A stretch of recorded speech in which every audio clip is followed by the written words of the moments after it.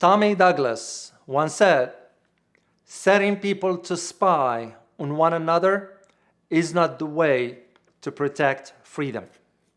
Keep this in mind as we discuss today the recent revelations about the United States and Denmark spying on the European leaders.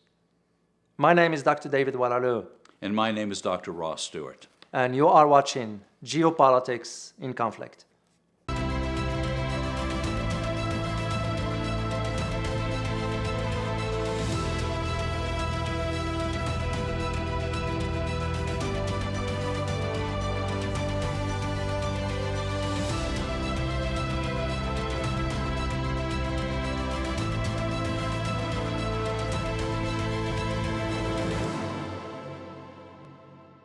We'd like to thank you for the many, many comments.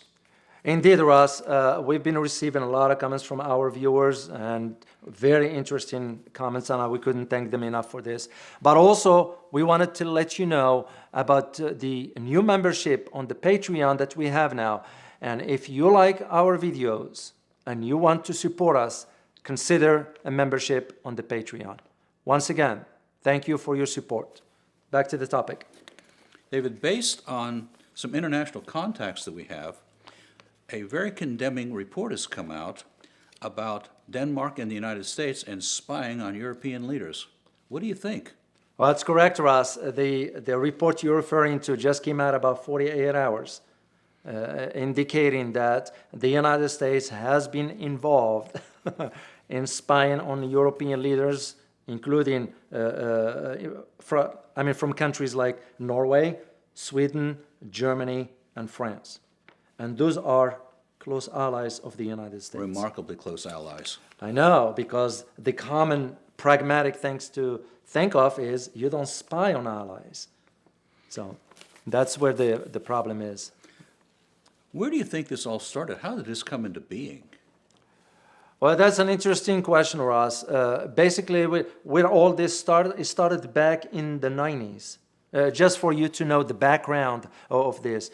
Back in early 90s of last century, of course, it was an agreement between Denmark and the United States, in which Denmark will allow the United States access to the cables, the telecommunications, and the water, basically to target two main countries. I'll bet it's Russia and China. Well, you're absolutely correct, Ross. Your assessment is right on, because the United States argument back then is we wanted to know what the Chinese and the Russians are thinking of the win, and except that now the United States took it beyond that and start listening in, eavesdropping on all communications inside Europe of European leaders like Angela Merkel. So that's what's disturbing about this one. So it's no longer about Russia and China. So. Well, as we say very frequently, what's the news behind the news here? What's this really about? Exactly, Ross. What's behind all this? This is not about just the spying, but also has to do with Huawei, the Chinese telecommunication company. That's shocking. It is indeed. Speaking of Huawei, and we would like to share this with our viewers, Huawei just released yesterday an operating system for their phones. And it's really revolutionary, and it's put a ripple through the whole telecommunications system worldwide. It is indeed. And now you can see the arguments that we hear here in the United States about Russia is spying, Russia is hacking this, Russia is hacking that, and Europeans now waking up to the reality that indeed it is the United States that is spying on them, not the Russians, not the Chinese. So, and I'm sure you've heard of the latest hacking about the Colonial Gas Company, but also the recent one about the meat company, I think PSG, if I'm not mistaken, that's been hacked recently. And this company that processes meats and all that stuff, it's headquartered in Brazil, but has offices here in the US, in Australia, and in Japan, if I'm not mistaken. And the White House was notified on this that it's going to be back online, which means what? It paid. It paid. Usually they don't disclose that one. Well, there has to be some damage that was done to both Denmark and the United States for this activity. What do you think? Well, let's start with the damage to Denmark. Denmark credibility now has been shattered because the European countries is going to be looking now to Denmark with suspicion. Would you ever trust Denmark again? I don't think so. I don't think so. And this investigation, by the way, came up from the Defense Intelligence Service in Denmark. It's an independent from the intelligence community in Copenhagen. You mean that Denmark actually revealed this to the European Union and the world? That's correct. It was an investigation that was conducted, and they found out that indeed the United States, with the assistance of Denmark, was spying on European leaders. It is a big problem now for the United States as far as its credibility with its European allies. Well, we know there's strategic and economic consequences. What are you thinking here? Well, that's correct, Ross. I mean, if we are to think economically speaking,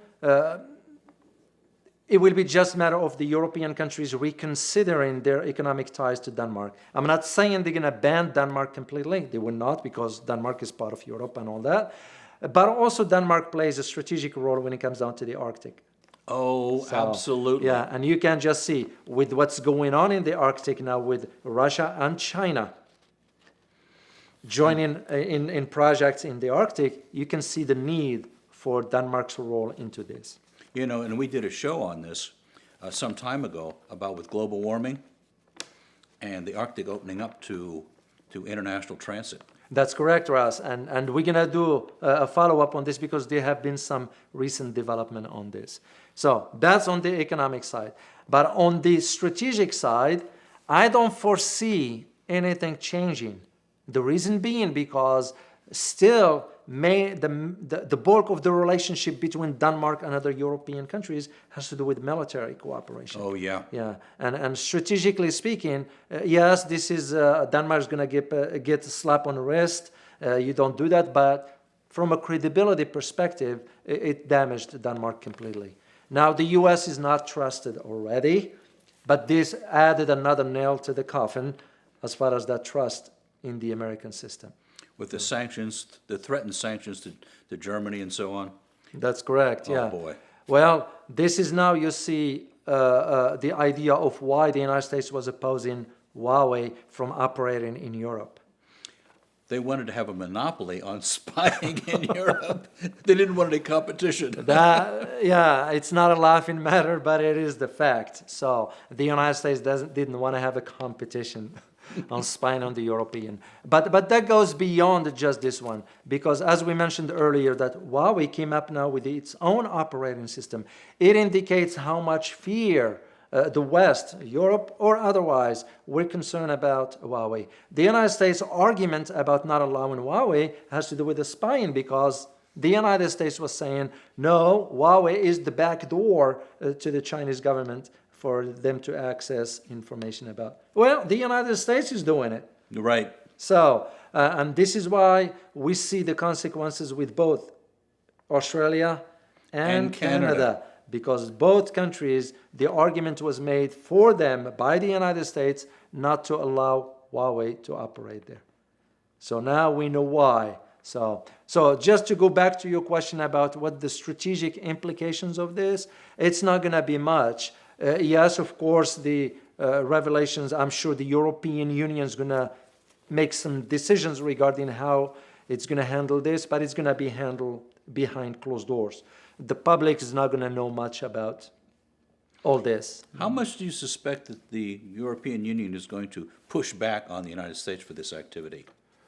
Well, there is already, with the, like, for example, the Nord Stream 2 pipeline with Germany. Yeah. Germany was pushing back against the United States because that trust in America has been declining for quite a while now. This revelations of the spying just add a nail to the coffin. So, but the Europeans going to be considering other markets beside the United States, because given what's going on in the U.S. So, and China, of course, is well positioned to play that role. I mean, mind you, like we did the show on last time on the China, for example, playing the role of the honest broker in the Arab-Israeli conflict. Oh, yeah. You know. Mind you, that also European companies are considering the Chinese market. So all this is an indication for how much the shift is already moving away from the West towards the East. So the revelation, these revelations basically, they might have a little bit of an economic impact on Denmark, but nothing from a strategic perspective. You know, given that the United States is so readily moving into Europe and doing a spying, what do you think that means to our viewers? Well, what it means that if the United States can spy on European leaders, that means you and I and Ross and all of us are easy targets. So it's, as we said at the beginning of the show for the quote, that's not the road to freedom, basically.